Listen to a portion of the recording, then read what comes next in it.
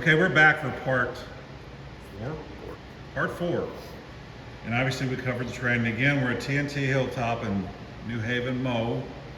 If you want a good burger, get a cold beer, get a cold sun drop, stop by.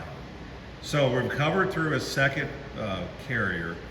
And honestly, this could go on, quite a bit longer, but we're going to try to make it abbreviated so it isn't so long. So you said every mission you go on is a training mission. So after you got off these two, or I guess associated with these two carriers, where did you go after that? So once I was done with my first fleet squadron, I was privileged to go be an adversary instructor. So And where is that? that's also in Oceana, Virginia, but a different squadron. So now I'm in a jet painted like a Russian aircraft, and I get to play bad guy. So now I'm operating under, Russian or Chinese or whatever tactics, North Korea, Syria, and I play in my aircraft. I operate that aircraft like they would. For the blue air fighters, I was red air. So for blue air fighters to use their tactics, and if they do it properly, they should win whatever scenario they're. And this is real time in a. Yeah. And where did we get this MiG from? This through the years with. MiGs. So the aircraft I was flying was still F-18s. Oh, it was Painted okay. up, actually But painted up like a Su-27, Okay. which is a Sukhoi aircraft. Did we have actually Yeah, we had in, pilots that could fly MiGs and stuff we to use for training? the company I worked for after we had MiGs. Okay. The MiG aircraft is actually somewhat easy to get, older ones, and heavily produced. Lots of countries, Eastern countries, that purchase them. I mean, they're like a pickup truck. You can build a bunch of them. A couple will fail, but they have a bunch of them. But the tactics were more what the idea was. So I would operate like a MiG pilot or a Sukhoi pilot, and depending on the level of training, it would be a more advanced type of operation. And the idea was for the new guy that we talked about when I first came out of the fleet replacement squadron, they're going to come out, prosecute an actual metal target in the air, and hopefully if they do their tactics right and put their weapons on the proper timeline, defend appropriately, at the end of the day they come back and that's in the good block. Otherwise, we would exploit the weakness that they have. They would probably die that day in training, and then they would come back and have learning points to improve. Okay. So, before we go, how many more segments of your Navy career do we have? So this would be my final flying tour, and then each year I flew after for adversary companies and stuff, Okay. whatever you want. So,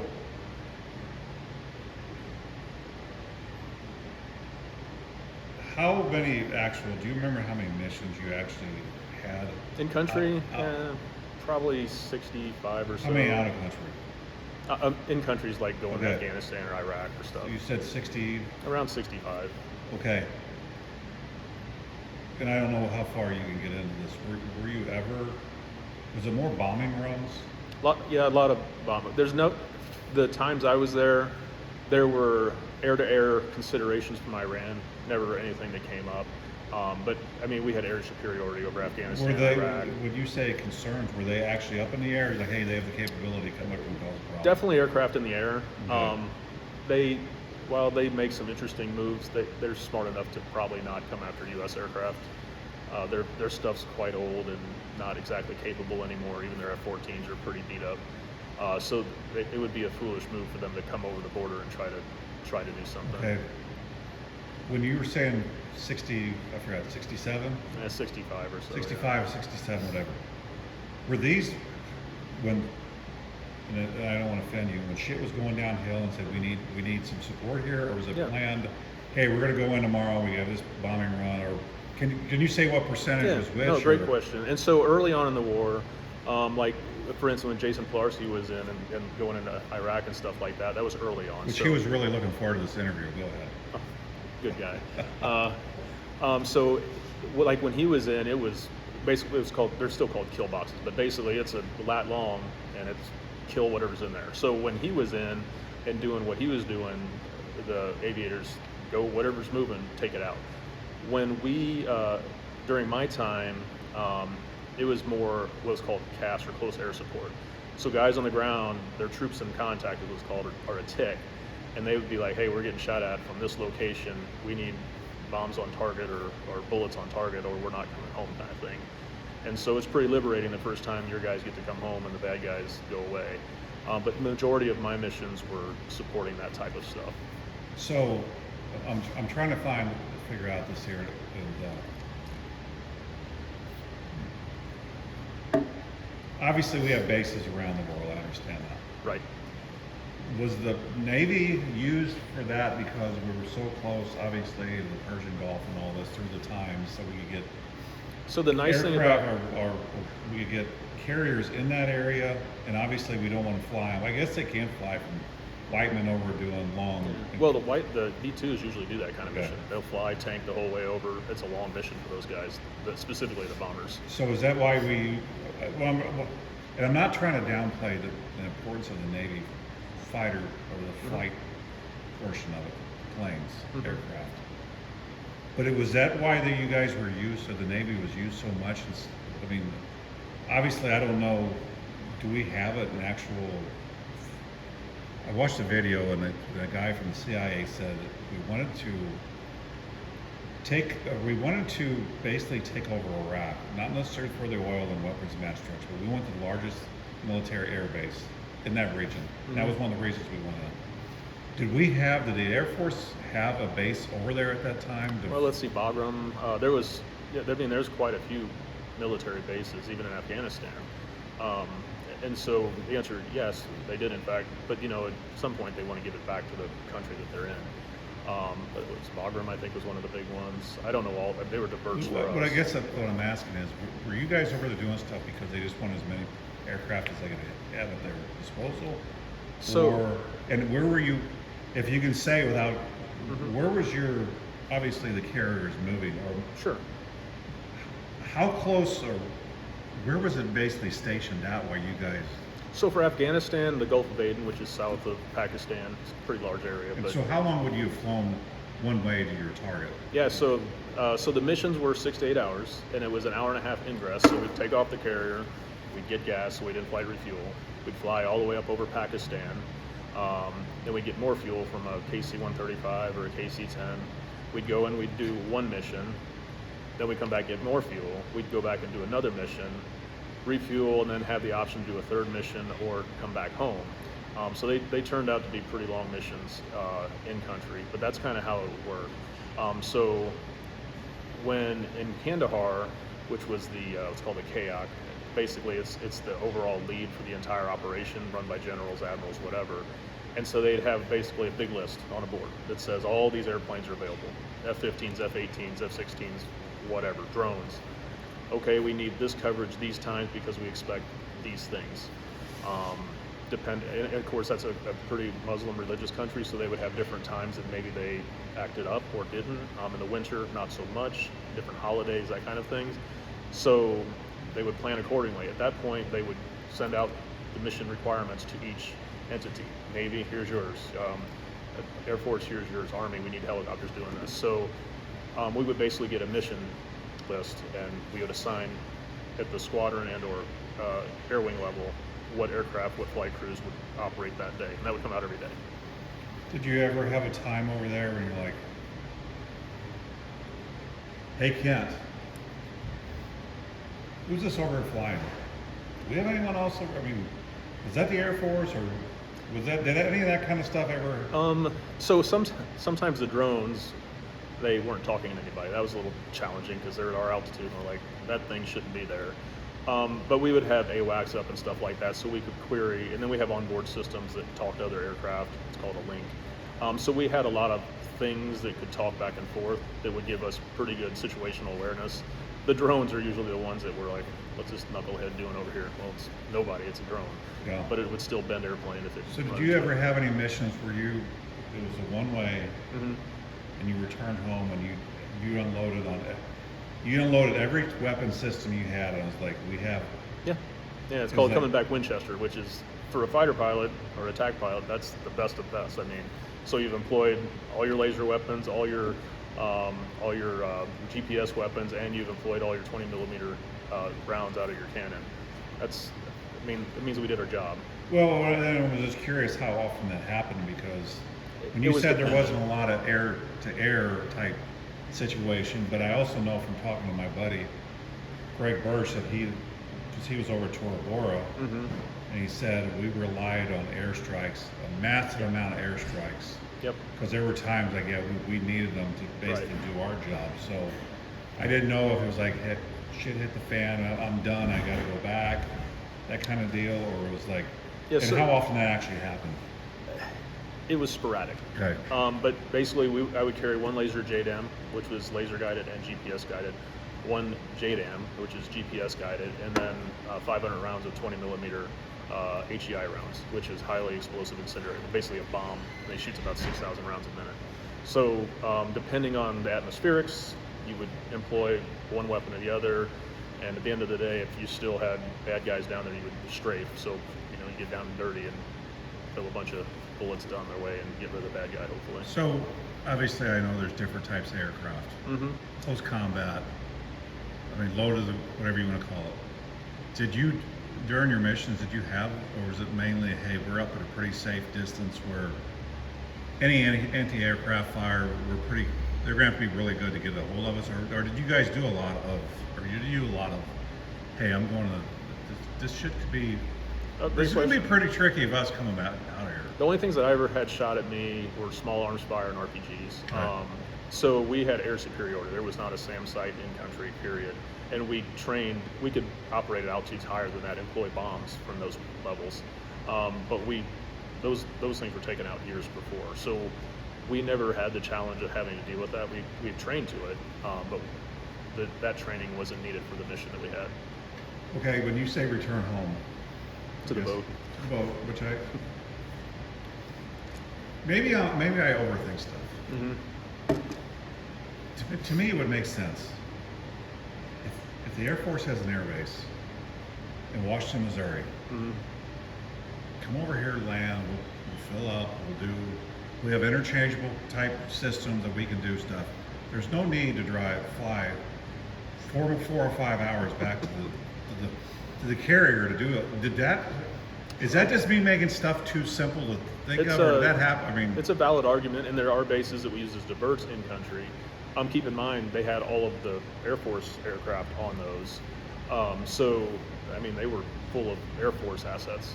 So it just gave the commanders many options for whatever. I mean, the tankers would come all the way from, they'd have to fly down around Iran, up through Pakistan to get to us. So they had even further to fly. So there was aircraft coming from all over the place. Once Turkey shut down its airspace, I mean, that made it really okay, here's challenging. the deal. Let me ask you this. Mm-hmm. Like Dusty Rhodes. Remember Dusty Rhodes? The wrestler? Yeah. The Bull of the Woods. We're the Bull of the Woods. Okay. Why didn't we just say, screw you, we're going to fly over your airspace? And there's nothing you're going to do about it because we're trying to take care of business here. That's a State Department question.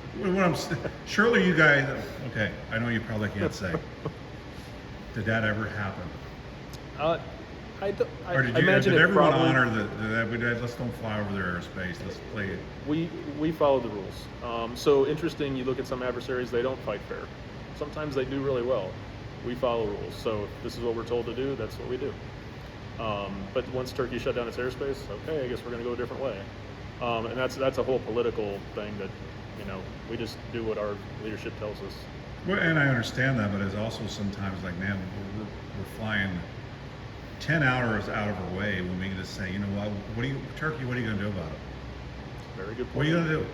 Yeah. Because I'm sure, and you would know better than I do, I'm sure we have bases in Turkey. We have bases in the country, don't we? Some kind. I don't believe we have anything in Turkey, Okay. but Turkey's an interesting relationship. We're friends, kind of. We do things.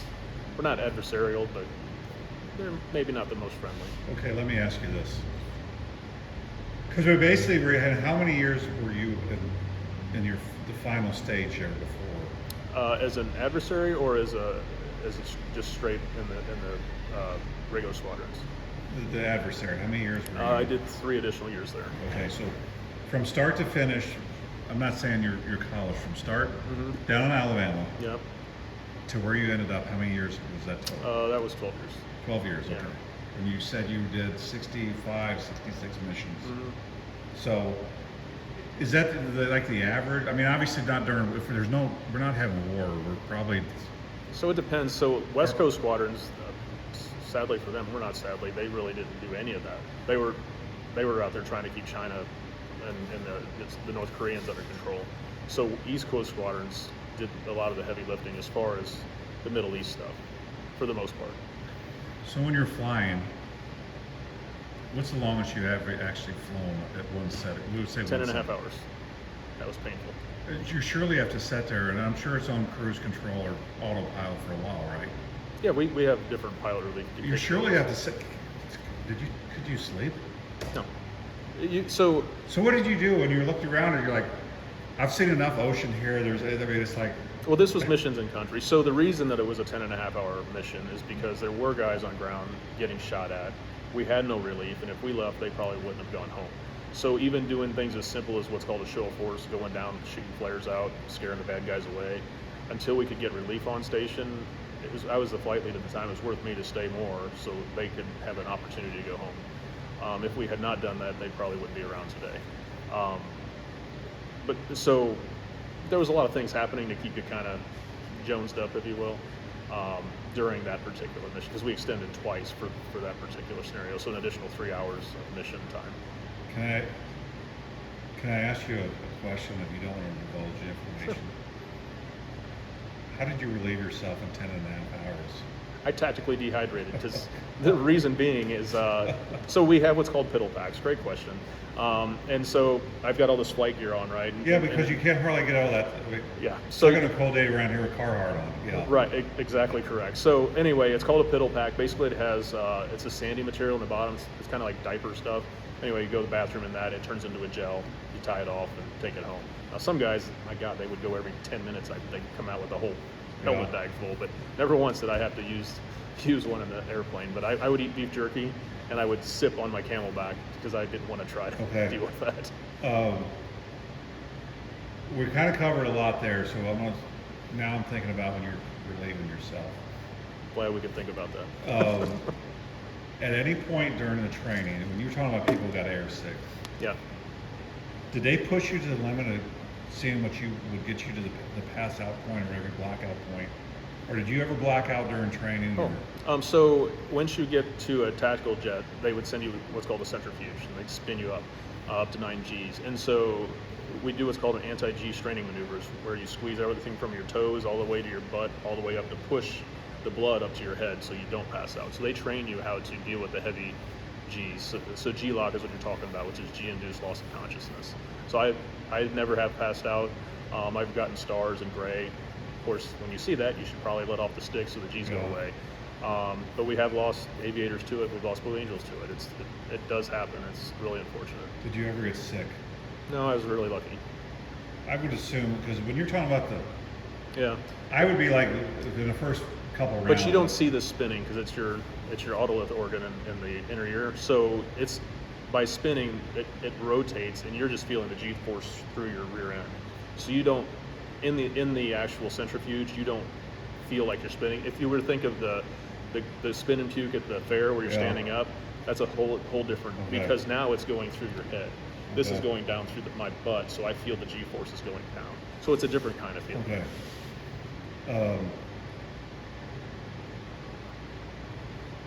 You're still buddies with a lot of people.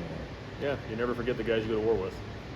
You know, I don't ask for many favors from anyone. Mm-hmm. I want to ride in one of those. What do I need to do here? Should I contact you when you were still in there and say, hey, you want to do a ride along? And then you can take me on a ride keep doing this and you'd be a TV personality. That's a great way to get in. Or if you're loaded?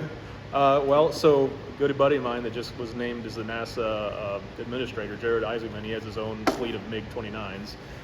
So he takes up his people from his company. So there's ways to get in them, but it's somewhat challenging. Okay. And his father here, Kurt ZUROWESTE, is just showing up, and I think they have some stuff to do today. So we're gonna try to do. We're only 19 minutes, so let's get to and we could have covered a lot more. I understand that. So what year did you actually leave the Navy? I got out in June of 2014. And I just kicked my camera accidentally. So 14, you said? Yep. And I'm not going to mention your name unless you want to. At what point in time did you meet your wife? Obviously, I don't want to do any name because potential threats or security. I understand that, but She's fine. okay. Did you meet her when you were in the Navy, or was this afterwards, or? Oh, yeah, we were in the Navy, not because of the Navy, but yeah, met in Virginia Beach. Okay. Because you guys were both there at the time? No, or? we met at Match.com. Really? Yeah, sure did. Wow. Yep. Interesting. So that was, what year was that? That was 13. 13? Yep, So right before you got out? Yep. And she's currently still in? She is. Okay. Yep. And you said she's possibly going to be She's admiral or promoted close if to she that? Or? chooses to go that route, she's got a great Okay. shot. Okay. So after 2014, what did you do after? I mean, obviously you met her and eventually got married and you have one child. What did you do after you got out of the Navy in 2014? Yep. So a couple things. We started Top Gun Storage Solutions here in town. This has been 10 years ago already? Wow. I guess so. Wow. It's been It's went on 11, I guess. Yeah. Seemed like yesterday I saw it on Yeah. some social platform that, yeah. So did that. I got out, and the friend that I mentioned, he started a adversary company. So I went out and started flying warbirds for him. Again, doing more adversary work in A4s and things like that. For this time for the Air Force. So same type of job, different airplane, and as a civilian. 2015, hired on with United Airlines. I've been there since then, and then trying. What do you fly? We mentioned it before we interviewed you.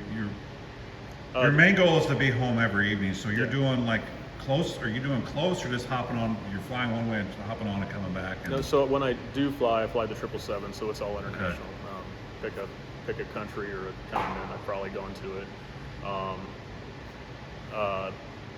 But yeah, I also work in the chief pilot office at Dulles, so I get to help run the operation, which does get me home. It's the biggest job, is trying to be a good dad, and that's a challenge. The good dad part. The dad part is just. Are there a lot of, I would say, prior military pilots that are now commercial? Or, Oh yeah, quite a few. Or is there a lot of them like me? After I retired, I've done enough of it. I don't want to do it anymore. I want to do something else. I think there's a mix. I tell people it's a great job that lets me do other things, which is, starting a storage place, doing stuff with our son, being there for my wife because she's got long hours doing all the good work she does. And that job certainly allows for me to do those things. It's not as exciting as flying fighters, but it's a very stable, it's a decent paying job. Do you ever find it boring? Oh yeah, it's not exciting at all. I mean, I take off, I fly 14 to 16 hours somewhere. Now the places I land and stay in are pretty awesome, and go see. I like traveling, so I like to go see things. But at the end of the day, I'd rather be home with them. Yeah. So, what year did you and your wife? And again, I'm not going to mention her name. If you want to, fine. Her name's Monica. She's great. Okay. And what year did you guys get married? We got married in 14, so we just had our 10th anniversary. Damn, you met her and married her in the same year? When you find a good one, why? Hey, I commend you. So, and you have a son. Yep. He came along, 13 months later, so we got all that taken care of. So you got it all out of the way. Yep. And at that point you're what, about 42? 45 now. 45? Yeah. Okay. So, if doing the math, you were in your early 30s. All this 10 years ago, mid-30s, so you got it all done.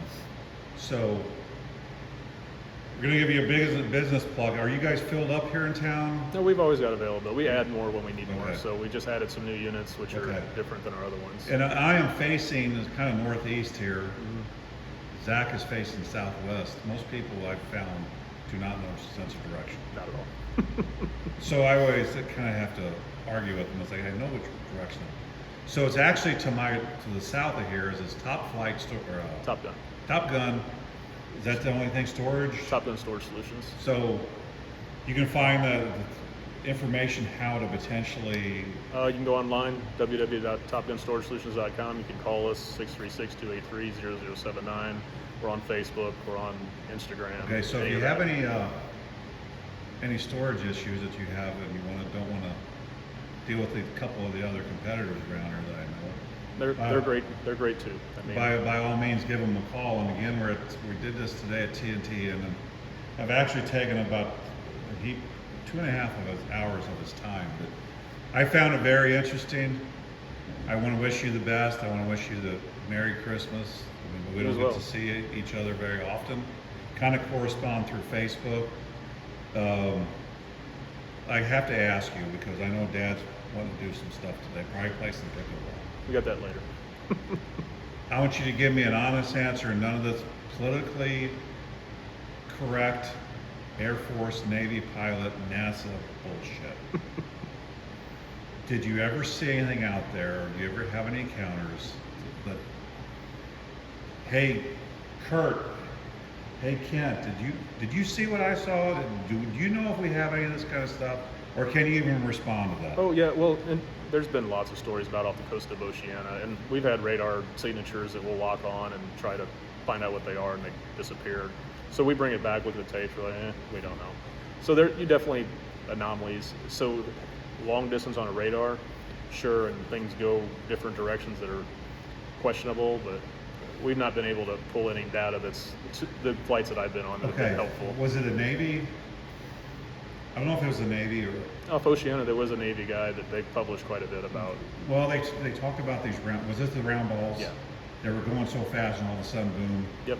And we're just like, hey, we know it's there, but we can't... Yeah, that's Are you essentially... sort of saying, you're giving me kind of that, hey, I know there's stuff... I've never been read into a program, so it's called programs and read into them. So I've never been read into a program that would have something of that nature. I just know when we're out flying and we try to lock on and prosecute a target because we're out there training and things don't do what we expect them to do, we bring it back to a debrief, talk about it, and then okay, next. So they just more or less like, hey, this is where all this, and I know you can't say a whole lot because your wife is tied to the military. Yeah. This is why we have $1 trillion missing in the Pentagon budget. There's interesting things out there. The black ops money that no one knows. But so, anyway, I want to shake your hand. I want to thank you for your service. You bet. You raised a fine young man here, Kurt. So I'm not going to show Kurt unless he wants to. So No, you can show him. It's all right. we're gonna, for those, how long has Conley House been closed? 4 years ago? Thanksgiving, right? Okay, so I'm going to show Kurt. Kurt, there he is. If you have not seen him in 5 years, I spent a lot of time, and a lot of people spend a lot of time. It's kind of a shame that it's kind of sitting. For what it's worth, this I had good colony house breakfast this morning at his house. It was really just good. kind of sitting there waiting. I don't know what they're going to do with it. So once again, I'm going to make it public. And I know you probably don't want to, most people don't want to see themselves, but that'll give people opportunity maybe that your friends, if you want to share, I'm going to make it public on my end. I'm going to put it on again on the face for the YouTube page. Cool. And I always say I don't do these for views. I truly don't, because people are like, you do this and you get money. I'm not doing it for the money. I think they're interesting stories, and I think they need to be told because your dad obviously is older than we are. He's talked about it, and we've talked about, man, if we could have just sat down and talked to this guy prior or gal before they passed away.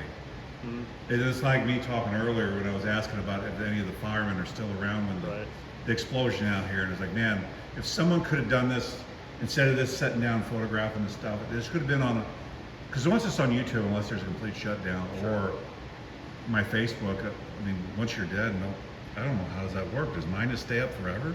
Once it's on the internet, it's there forever. So, I mean, it's going to be always there. So, yeah. I do appreciate it. I hope you wish you a safe trip back. Thanks. Do you fly yourself to St. Louis and then hop off? Or, No, is you not even have a hub there? No, we fly into here, but it's Okay. mostly smaller aircraft. Okay.